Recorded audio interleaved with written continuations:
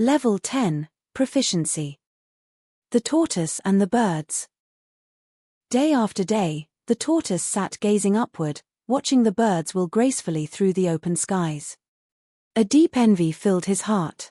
Why should they rise above the clouds while I, heavy and slow, must crawl upon the earth? He lamented. Again and again, he begged the birds to grant him the gift of flight. They mocked him at first, saying, "The heavens are not for creatures of the earth." But his pleading wore them down, and at last 2 birds agreed.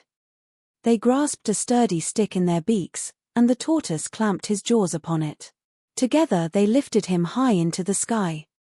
From above, the world looked vast and beautiful. The tortoise swelled with pride. When he saw people below pointing in wonder, he longed to boast, "Look at me, I too can fly."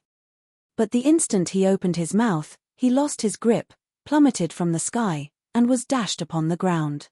So it was that the tortoise learned, too late, that envy and pride bring only a heavy fall.